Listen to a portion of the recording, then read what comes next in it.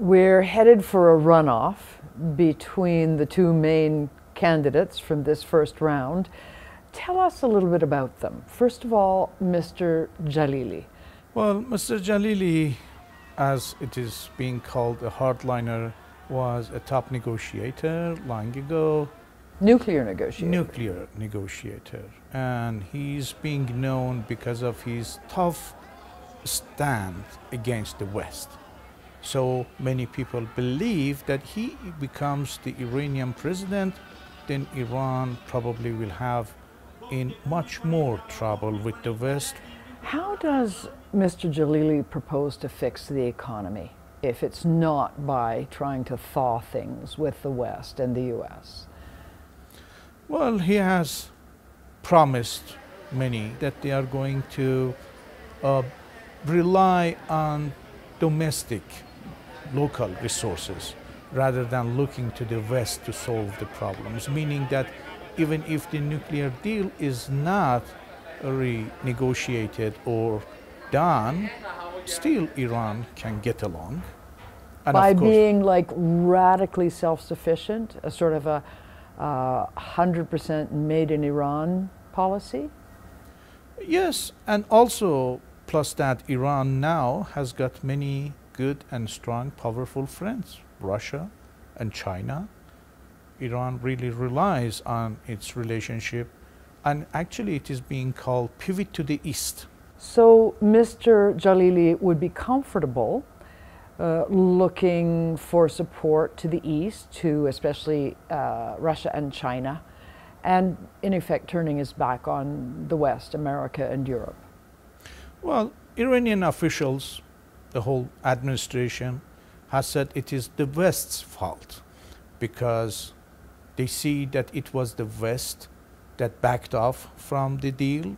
But the deal did ease sanctions a little bit, and life did improve somewhat. How do they explain that? As we know, Iran is divided. The point that you just mentioned is from the people who are a little bit disappointed with the administration, and they want some changes. And this is what Mr. Pezeshkian, the other candidate, the moderate one, has promised people. Tell us a little bit about him. Well, Mr. Pezeshkian is a long-time member of parliament. He used to be, for some time, the Minister of Health, a heart surgeon himself, and he has promised to make relationship with the West a little bit better within the frame that he can, and he believes that there should be ease on many things like hijab or the other things that can make people's life easier. So some people think or believe that he can deliver, but many also think that within the framework of the this present constitution, he will not be able to deliver many of those promises. What power does the president actually have, given that the big national strategy is set by the supreme leader? In Iran, a president is almost equal to a vice president in Western democracies. So he cannot change foreign policy, he cannot change many things. But in Iran, people believe that the one who implements those policies matters. That is why they have gone for voting for this moderate candidate. So the president can set the tone and has some limited administrative power, correct? That's correct. Does it matter to the average citizen who the president is? Do you feel it in your life? Well, as the nation is divided, some people think, yes, maybe those who didn't participate in yesterday's election believe that no, it doesn't matter. Whoever becomes the president, nothing will change. That's some people say.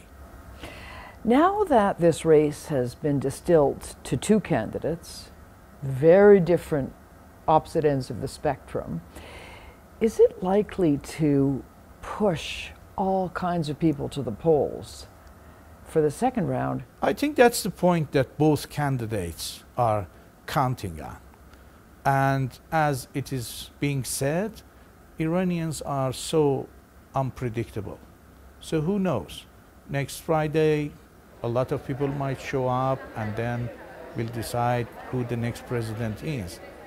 And it really can change, even a little, change the destination of the people of this country who desperately are actually asking for some changes. Would you say that economic well-being is the #1 issue for most voters? Yes, I believe the economy is the first and most important matter as for those people who go to those polling stations. They want to be able to put food on their tables, to be able to support their family, to be able to support their children having education, and also they want a little bit ease on many strict and also quite hard rules, like the rules on women's covering, dress code, music. There's a long list of such things that people wanted. Does a president actually have the power to change those things? Or to adjust or to lighten the burden of the rules? Well, many people believe yes. And of course there are things that cannot be changed. Even a president wants to change it because we have a religion involved in these things. Islamic Republic of Iran cannot denounce the hijab, but definitely implementation of that rule will be different with a different person, different president in the office. Stricter or not so strict? It's a question of degree. Yes, degree stricter, not too much strict. So just allowing a little bit of dissent to show, a little bit of the people's demands and dissatisfaction to show, is something a president could do, as opposed to ordering a really harsh crackdown. Yes, I think so. Well, it's not expected that a next president can go and make friends with the US or be an ally with the West, but definitely like little steps matter as it matters anywhere.